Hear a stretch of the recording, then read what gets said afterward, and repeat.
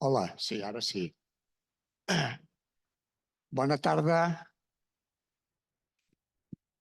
Bona tarda i benvinguts, totes i tots, com es diu ara.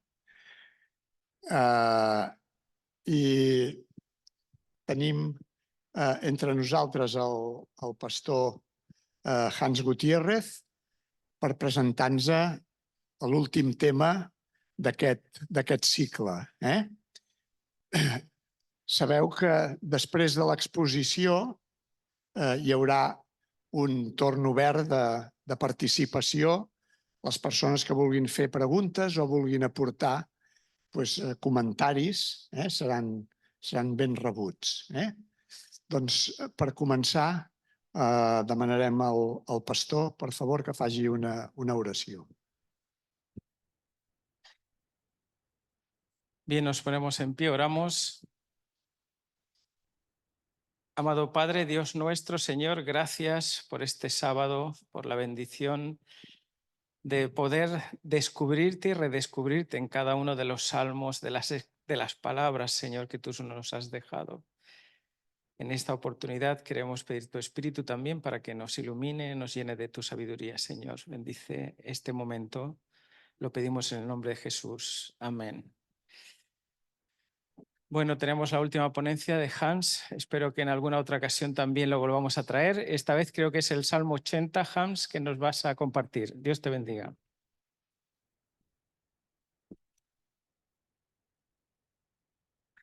Buenas tardes a todos los participantes a este diálogo, aunque sí, de hecho hablo más yo que ustedes, pero a ver si en la segunda parte recuperan un poco.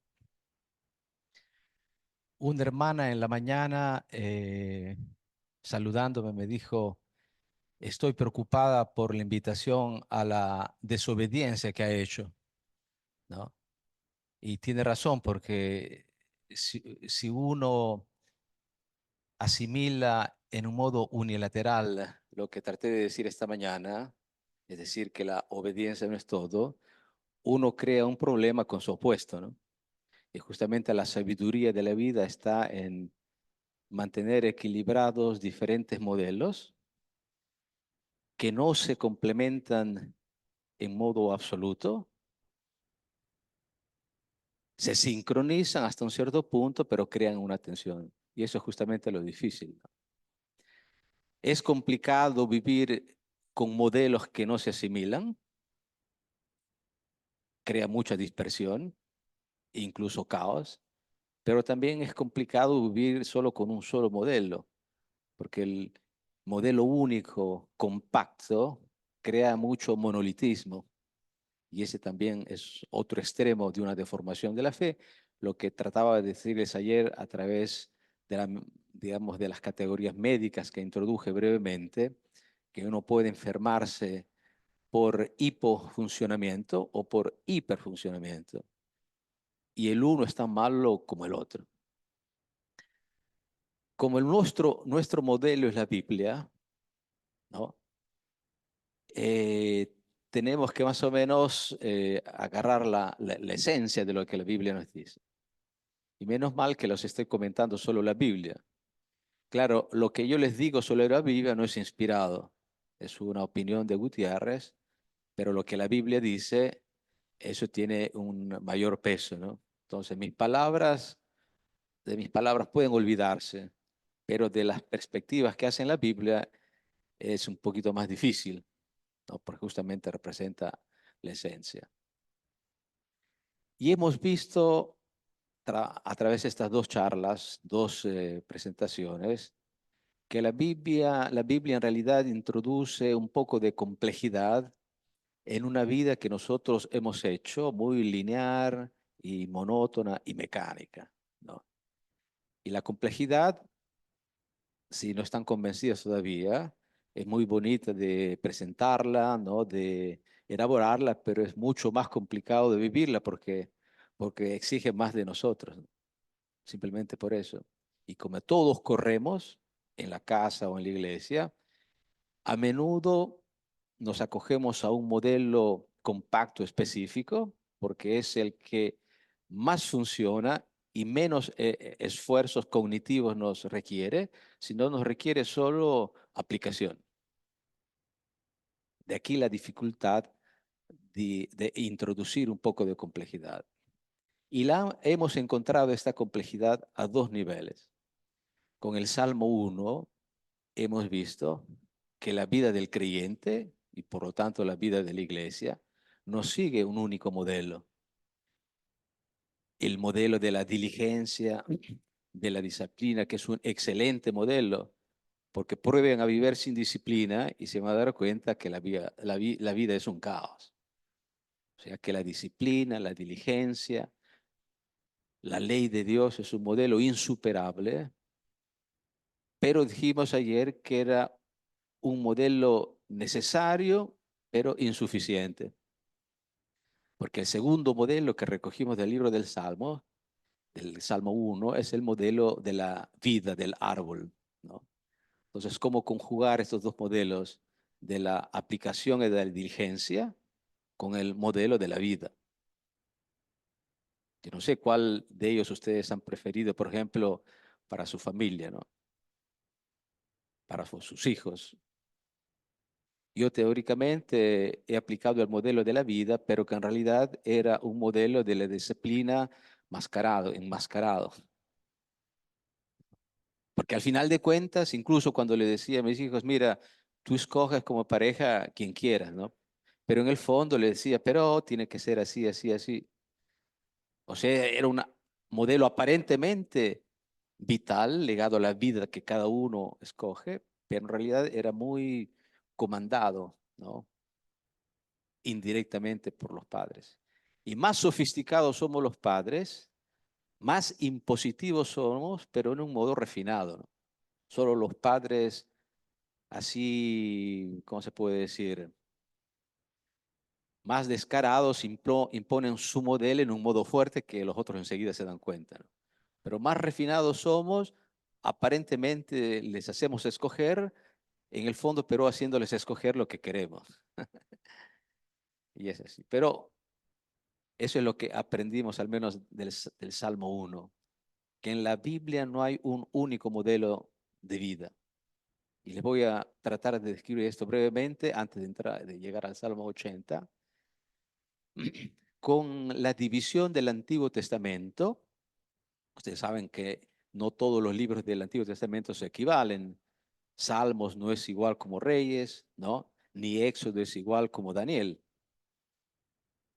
O si son iguales. Han sido todos inspirados por Dios, pero cada uno tiene su especificidad. Y la especificidad que tienen los libros del Antiguo Testamento no derivan tanto de la división que hoy tenemos en nuestras Biblias. Ustedes saben que nuestras Biblias están organizadas, por ejemplo, los 5 libros de Moisés, ¿no? Después, ¿qué cosas vienen? Los libros históricos, después los libros poéticos, después los libros proféticos, ¿no? Esa organización es una organización posterior que, digamos, entró en la Biblia después de una traducción particular que se llama la Septuaginta. Es una organización griega. Y traté de decírselos ayer, diciendo cómo esa organización, que fue muy buena porque le dio difusión a la Biblia, pero no retomó la misma perspectiva en la organización de los libros. En la esencia, los libros son los mismos, pero en la organización es un poco diferente. Les dije por eso a propósito del libro del Éxodo, que en la Biblia hebrea no se llama Éxodo, sino se llama, ¿alguien se acuerda? Basta que se acuerden que no es la misma cosa. ¿Qué cosa es? No importa, pero al menos que sepan que no es el nombre hebreo. El nombre hebreo es Shemot, que significa nombres. Y por un motivo muy específico, justamente, porque si la vida comenzara con un peregrinaje, fácilmente se convertiría en una fuga. En cambio, en la Biblia, el caminar no es una fuga, es una explicitación de la propia identidad que está ahí desde el inicio. Esto es la identidad, ¿no? Fíjese que los libros del Antiguo Testamento, según la Tanakh, que se llama la organización hebrea, es un acrónimo, Tanakh, porque hace referencia a 3 grupos de libros. La Ta está por la palabra Torah, y que se hace referencia a los 5 libros que conocemos como los libros de Moisés, Torah. Na reprende una palabra hebrea, Nebiim, que significa profetas. El primer grupo es Ta, Torah, el segundo Na, Nebiim, y el tercero es Ketubim, que son los otros escritos. Ustedes dirán, ¿y qué cosa tiene que ver esto con la complejidad? Si tiene que ver mucho.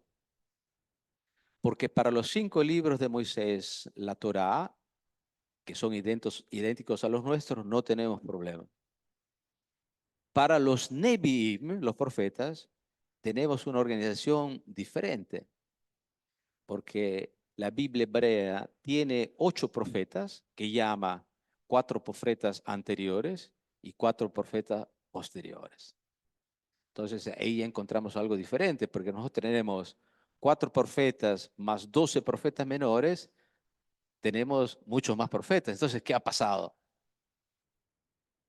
El hecho es que los profetas anteriores en la Biblia hebrea no son los libros que nosotros llamamos profetas, sino son nuestros libros históricos antes de crónicas, porque para ellos profetas anteriores son Josué, Jueces, Samuel y Reyes.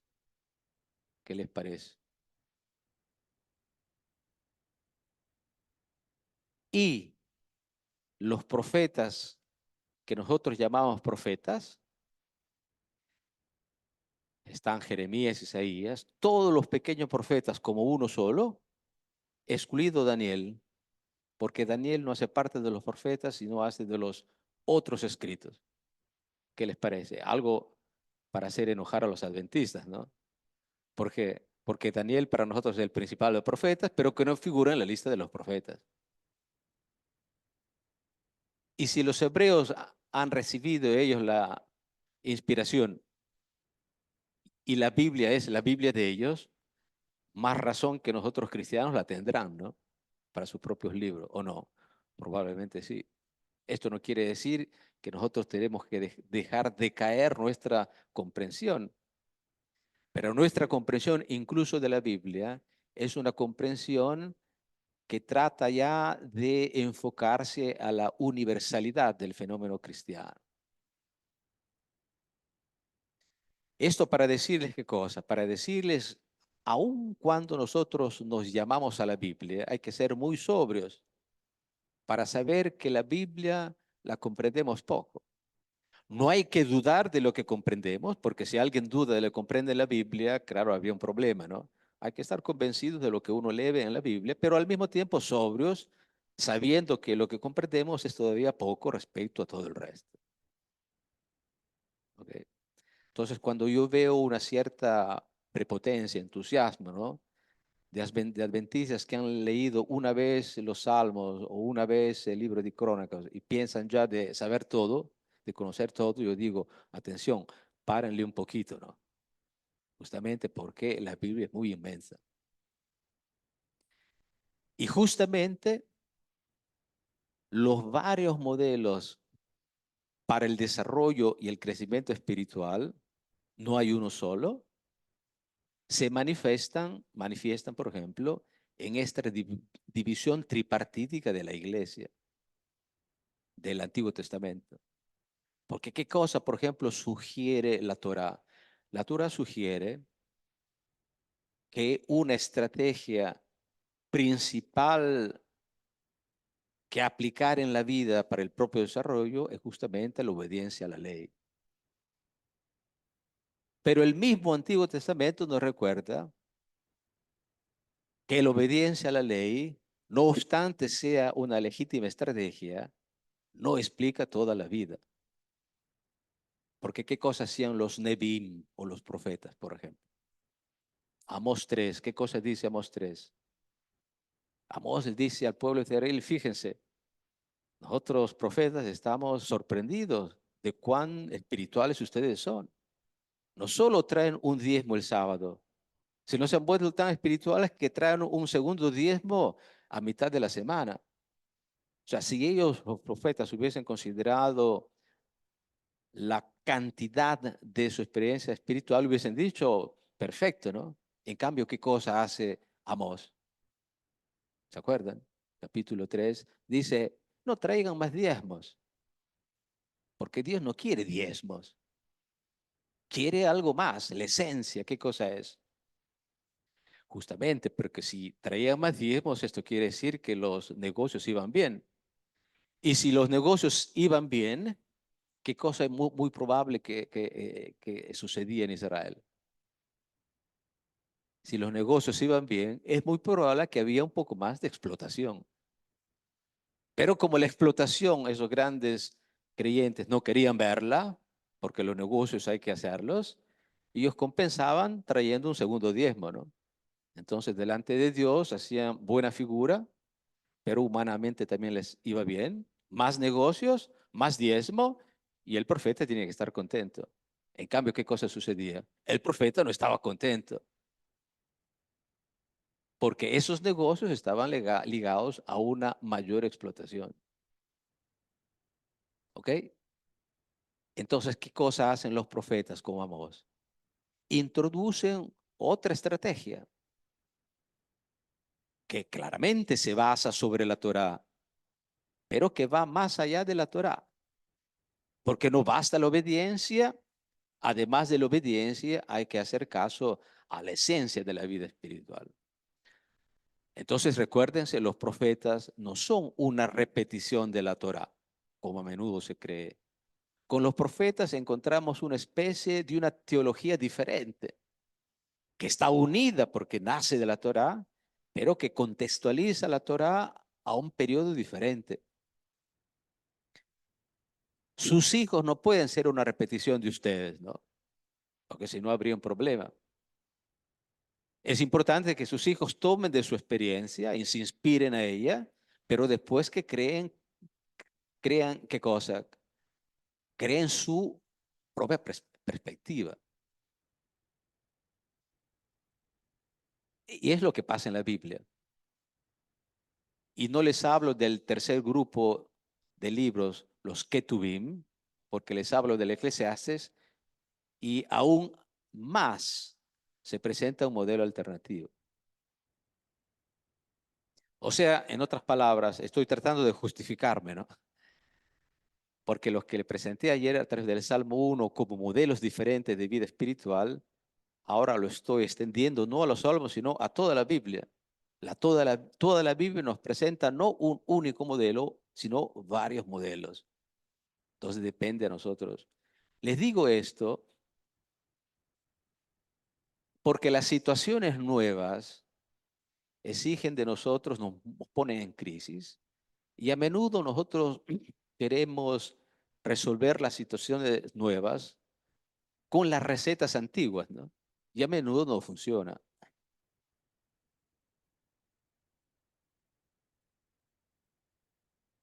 Y entonces, ¿qué cosa nos pide, nos exige la vida? Nos exige ver las cosas de otra perspectiva. Y la Biblia misma desde otra perspectiva. Menos mal que la Biblia, siendo un libro inspirado, tiene varias perspectivas.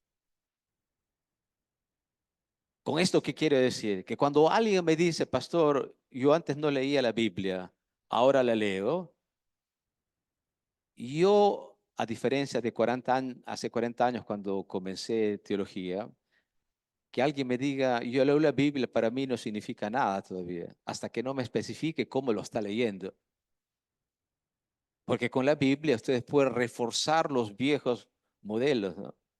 En el 800, muchos adventistas, por ejemplo, después del sábado regresaban a sus casas, 1846, 47, 50. Y después de regresar, de haber dado los diezmos, haber alabado a Dios, ¿no?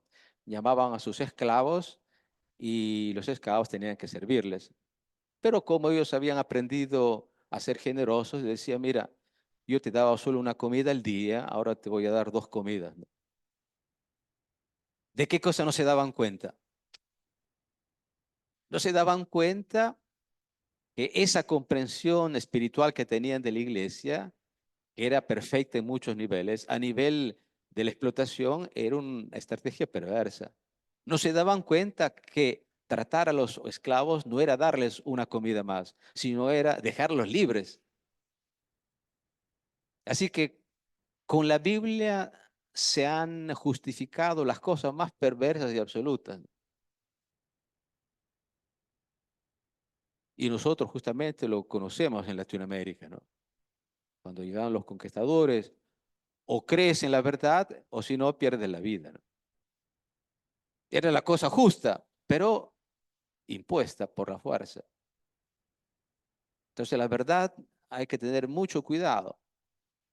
Uno hace mucho mal con la falsedad, pero tan perversa como la falsedad ha sido lamentablemente la verdad monolítica. Y menos mal que la Biblia tiene sus alternativas. O sea, yo no puedo decirle, como decían los adventistas a sus esclavos, tienes que obedecer. ¿Qué cosa hacían con ese esquema bíblico? Los obligaban a permanecer como esclavos. ¿Ok? Depende qué parte de la Biblia citamos.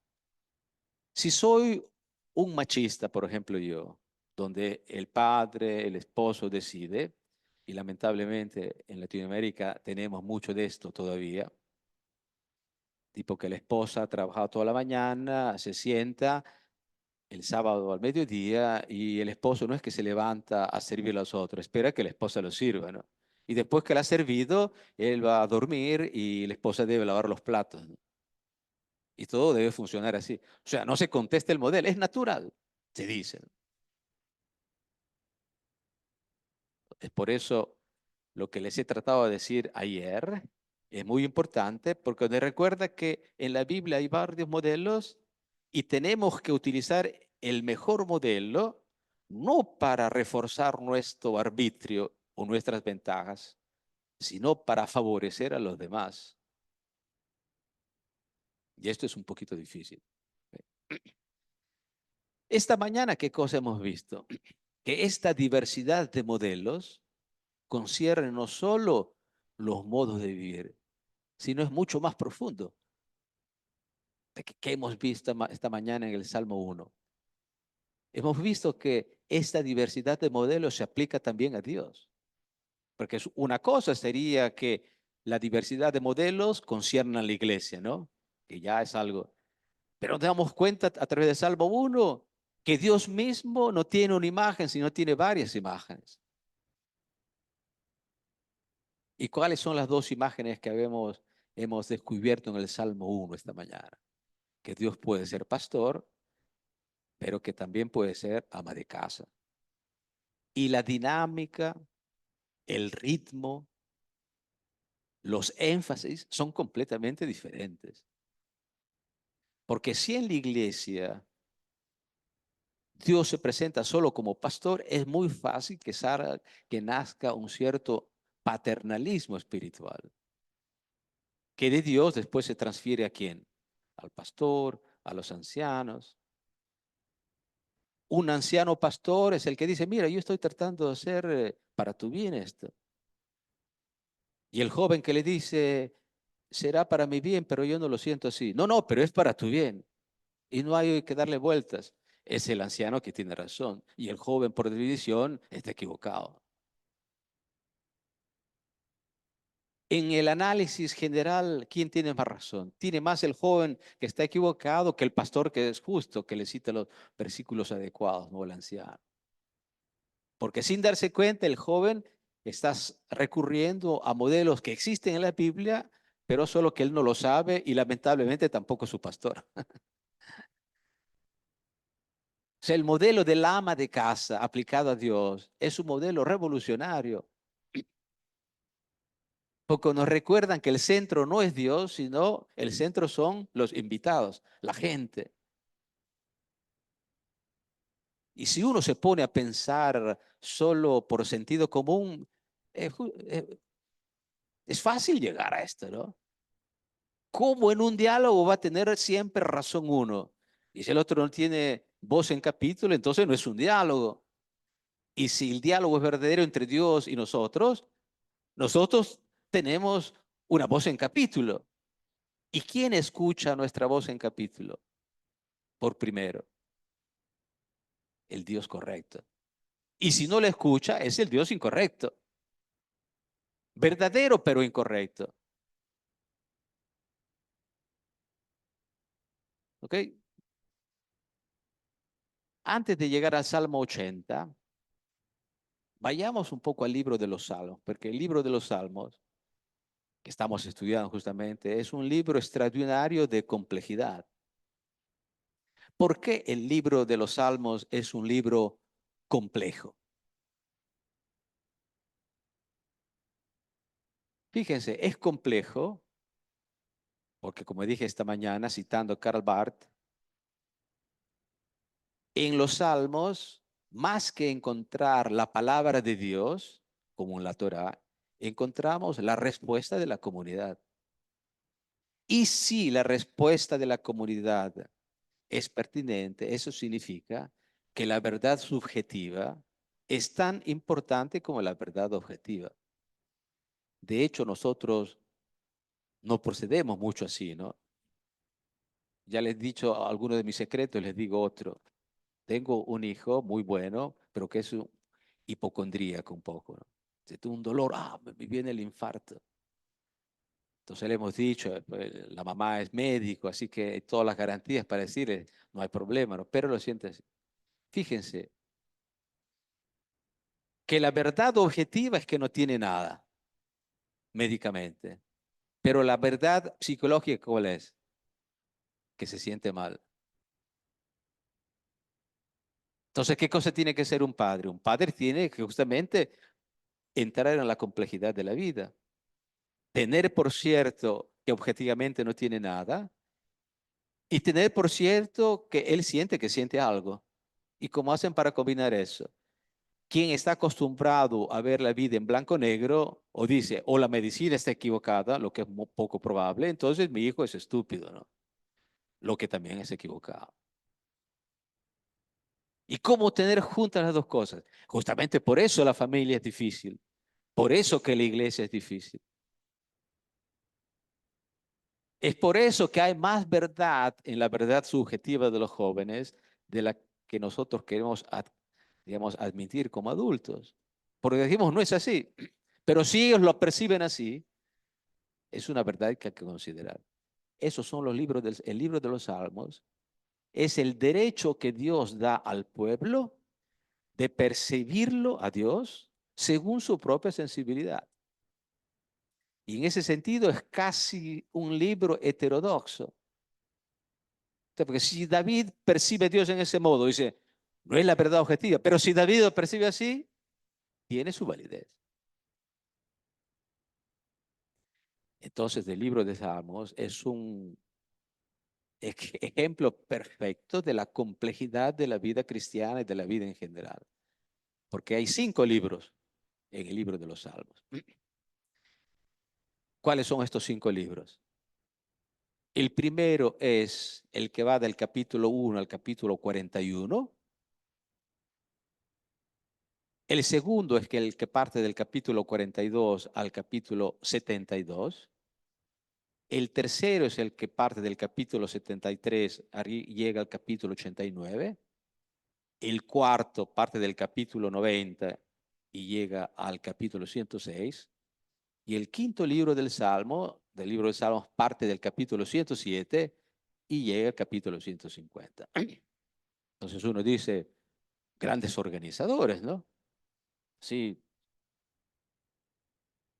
Como el Pentateuco, 5 libros de leyes, 5 libros de alabanza. Perfecto, una especie de paralelismo, ¿no?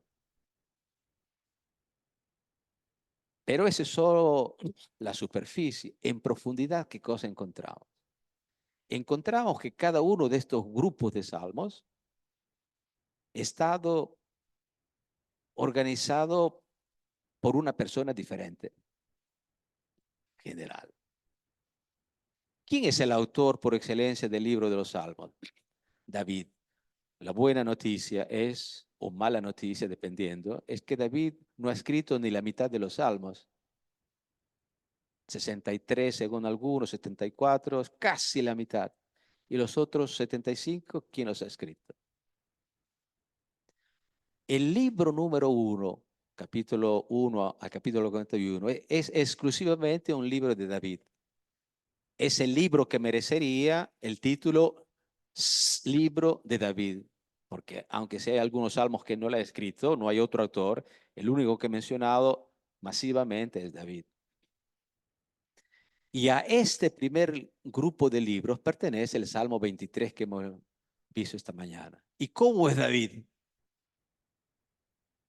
¿Cómo es David? Y lo vemos en el Salmo 23. David es un creyente con una fe, los americanos llaman childlike, ¿no? Con una fe espontánea de niño.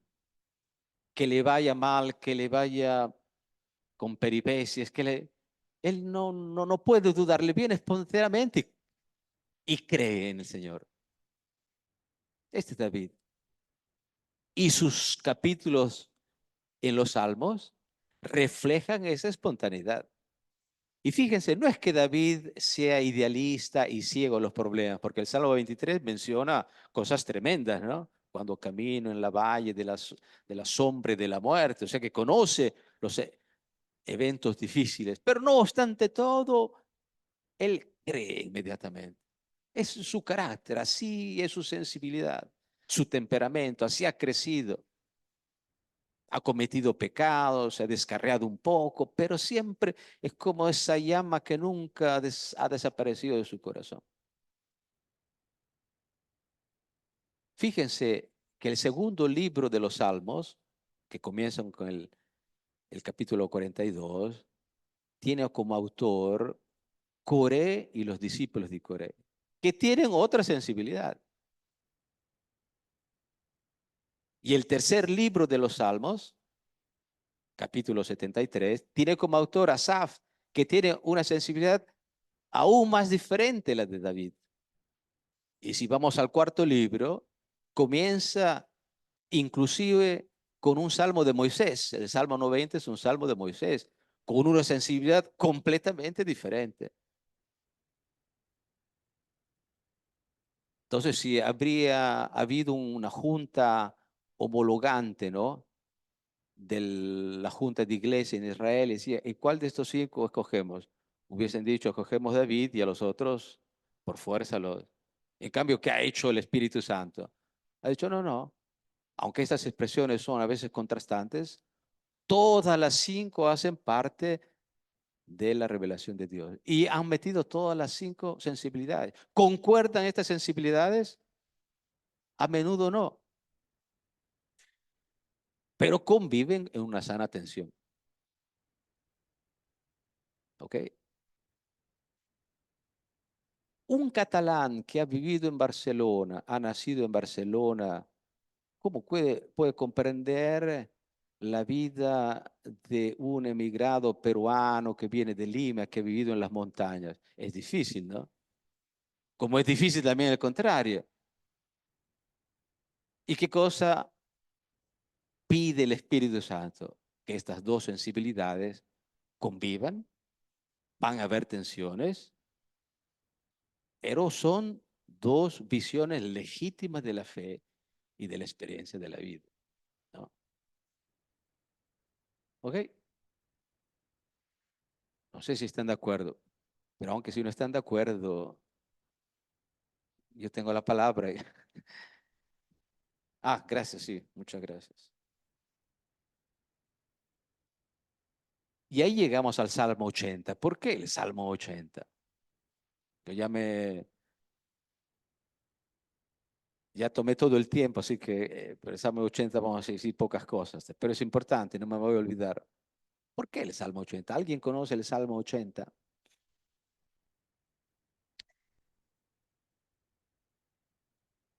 Sí.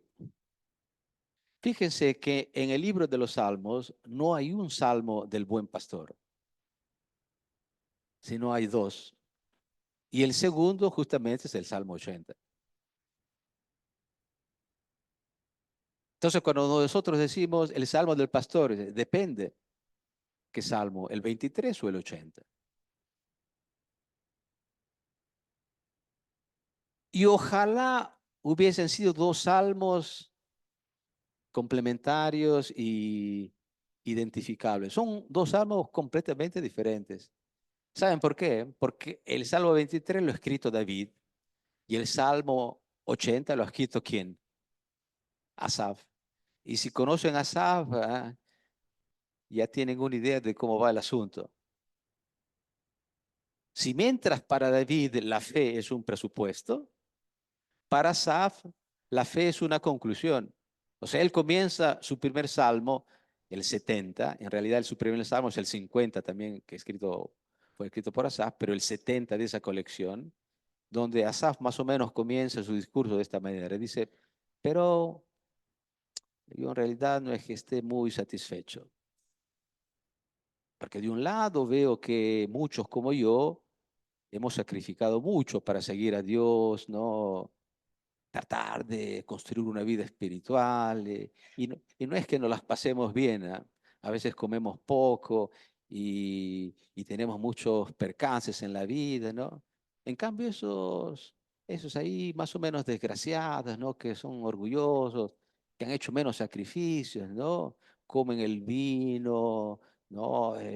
5 alimentos al día, están bien robustos, ¿no? ¿Y qué cosa es esto? Que lo comprendo muy bien. Me gustaría investigar y se pone preguntas, ¿por qué esto? ¿Por qué lo otro? ¿Por qué los justos? ¿Por qué los injustos? Un modo de análisis completamente diferente al de David. Porque David también se preguntaba cosas, pero no estas. En cambio, Asaf está lleno de dudas. ¿Qué hubiese hecho Israel si hubiese procedido con los criterios que a menudo utilizamos nosotros? Hubiese dicho, Asaf, interesante, pero no podemos poner en la Biblia porque crea más desconcierto y confusión. En cambio, ¿qué han hecho la inspiración? No, no, está tan inspirado como David. ¿Cómo que está tan inspirado como David? A ver, sí, porque también en la duda se exprime o se expresa una búsqueda, ¿o no? A ver, sí. También en la duda se expresa una búsqueda, una profundidad espiritual. Y todo el Salmo 70 es una lucha entre las preguntas, las decepciones, los cuestionamientos, hasta que en ese capítulo, que es uno de los capítulos más agrios, ásperos de toda la Biblia, nace una de las flores más bellas, porque una de las estupendas, más excelentes confesiones de fe los encontramos en el capítulo 70, porque dice Asaf al final del capítulo, ¿y a quién tengo yo en el cielo más grande de ti y en la tierra más grande de tu nombre? Algo tan potente podía salir de la boca de un creyente que dudaba desde el inicio. ¿Nos podríamos esperar esto? Y es lo que sucede. Y el Salmo 80, que es un salmo del buen pastor, es un salmo que transmite un poco la sensibilidad y el carácter de Asaf. O sea que son dos salmos muy diferentes, ¿no? Pero todos los dos salmos del buen pastor.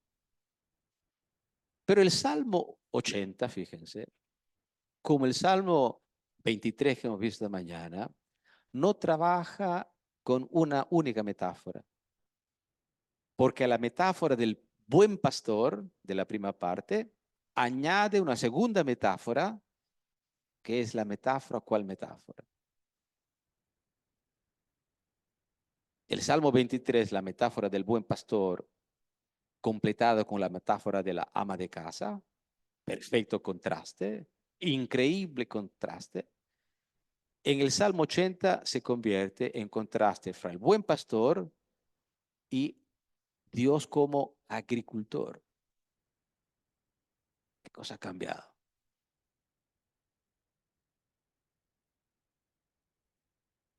Si Dios es agricultor, fíjense, que el mecanismo de kenosis, no sé si es una palabra técnica que voy a tratar de... Kenosis es una especie de vaciamiento, de humillación. Filipenses 2, cuando aplica esta palabra, Jesús dice, Él es siendo rey en los cielos, kenosis, se hizo hombre, se encarnó, se puso abajo. Eso es la kenosis. Que el pastor se vuelva ama de casa es una transformación, pero que el pastor se vuelva agricultor, en la metáfora del Salmo 80, requiere una kenosis mayor. ¿Saben por qué? Porque Dios, y lo traté de explicar creo ayer también, o en los jóvenes, no me acuerdo, cuando se hace agricultor y cuida a su viña, porque la metáfora que representa la iglesia en el Salmo 80 es la viña, el centro no es el agricultor, sino es la viña. Si yo soy un buen agricultor, aunque todas mis plantas se mueran, pero soy bueno. No. Tú juzgas al agricultor al estado de sus plantas, ¿no? Es un modelo kenótico, la segunda metáfora del Salmo 80, la metáfora del agricultor. Porque Dios da en las manos de los otros el juicio sobre sí mismo. ¿Cómo es el agricultor? Lo dice el estado de sus plantas. ¿Cómo está Ferran? Mal. ¿Cómo está José Manuel? Un poquito deprimido. Entonces, el agricultor no es un gran agricultor, ¿no? ¿O sí? A ver, no. Si sus plantas se la están pasando mal, algo no funciona. Y fíjense que Dios permite eso. Dios permite, a través de esta metáfora, que el grado de su majestad y el grado de su grandeza lo mida la condición de los otros.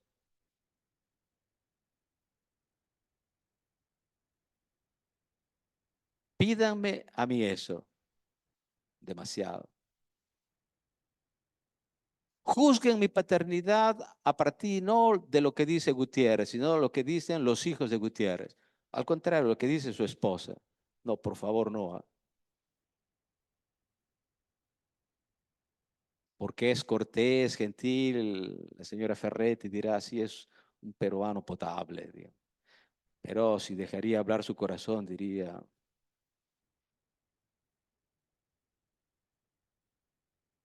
eso es lo que hace Dios.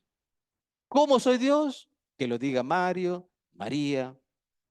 Es el estado de mis plantas que deben decir la capacidad de mi accionar.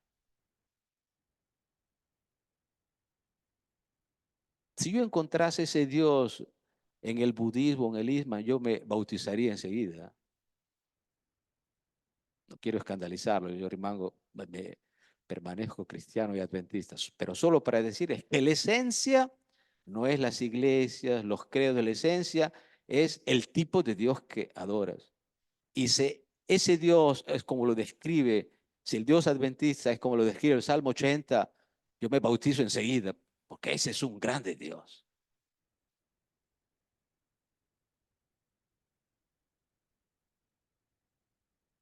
Yo a mis 4 hijos, porque me gusta mucho la música, además del piano, el violín, como, como uno puede permanecer así indiferente a las notas del concierto en mi menor de Mendelssohn, violín y orquesta.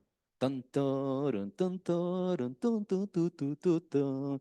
Pam, pam, para, pam, pam, pam. Tan, tan, taruru, tu, tu, tan, taru. Maravilloso.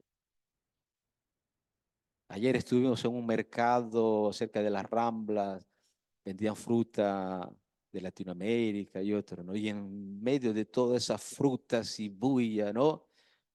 un octeto de violoncelos dirigidos por un alemán y alumnos del conservatorio. Y tocaron como pieza final la cuarta, la corda.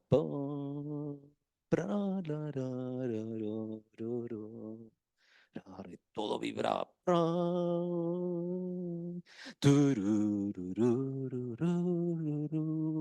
Toda la, como uno puede permanecer impasible ante tanta belleza, ¿no?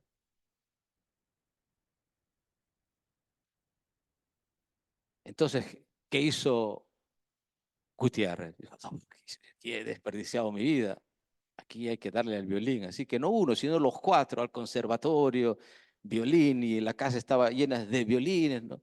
Entonces yo, claro, tengo que dedicarme porque mi papá hizo poco, pero yo voy a hacer por mis hijos, ¿no? Llevarlos al conservatorio, comprar los cuadernos, y me pidieron un cierto punto violines artesanales, ¿no? No los chinos, digamos, estándar, ¿no? Entonces tomé el avión, me fui, porque en Italia cada violín artesanal me costaba 5.000 euros, así que no, imposible. Así que fui a Reghin, una ciudad en el centro de, digamos, de la Rumania, donde desde siglo hacen violines, y son una aventura como donde se imagina, ¿no?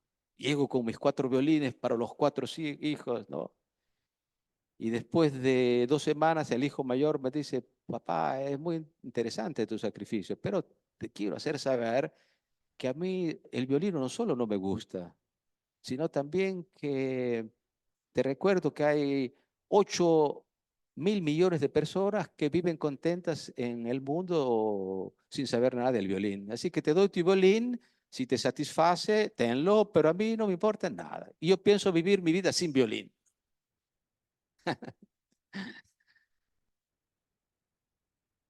Pero como el padre Gutiérrez era insistente, justamente, ¿no? Ha encontrado las maneras para hacer estudiar violín. Entonces ahora cuando les pregunto del violín, le digo, yo espero que me digan, estupendo, aunque digamos no es nuestro instrumento, pero papá ha hecho algo extraordinario. Se ha dedicado con pasión y todo. Gracias, papá. Esa es la verdad objetiva, ¿no? En cambio, la verdad subjetiva, ¿cuál es? La verdad subjetiva, a distancia, no obstante daño, es el hijo mayor. Solo les comparto la primera versión, no las otras, sino peor. La primera versión del hijo mayor dice, papá, tú has destruido mi vida con el violín, no puedo más, no me menciones más. Dijo, ¿cómo? Si es lo más generoso que me vino, que... La verdad subjetiva, ¿cuál es? Es esa. Y para evitar contrastes, no tocamos el tema. Porque cuando introduzco el tema, yo hago valer mi verdad objetiva, todos los sacrificios, pero la verdad subjetiva, ¿cuál es? La verdad es que les he destruido la vida con el violín. ¿Y qué cosa hace Dios? Dice, ¿cuál es tu verdad subjetiva? Que no concuerda en absoluto con su verdad, porque Dios ha hecho todo y lo que más, pero escucha tu verdad. Dice, ¿cuál es tu verdad subjetiva? No comprendo esto, mira. ¿Y qué hace Dios? Le escucha. Ese es el Dios agricultor. ¿Cómo hacemos para no conmovernos con eso? Por eso que yo estoy en la iglesia. Estoy por muchas cosas. Estoy porque me ha dado tanto, me da también el salario, que no es poco, ¿no? Me ha dado la esposa, o sea, por muchas cosas. Pero, ¿cómo hago estar separado de un Dios así? Demasiado fuerte, demasiado potente esto. ¿Ok? Entonces, con esto he tratado de compartir con ustedes la complejidad de la comunidad. Claro, no se vayan ahora al otro extremo hasta el punto que antes de iniciar cualquier cosa que Francisco les proponga, digan, vamos a ver la complejidad, porque no hacen nada, ¿no? A veces hay que hacer y hay que abrir las puertas y no hay complejidad en eso. ¿Quién abre la puerta a las 8 de la mañana? Levanten la mano y basta, ¿no? Pero en otros momentos hay que pensar la complejidad, la inclusividad, la diversidad de experiencias, porque ese es el modelo que tenemos, que nos deriva de los salmos que hemos tratado de ver entre ayer y hoy.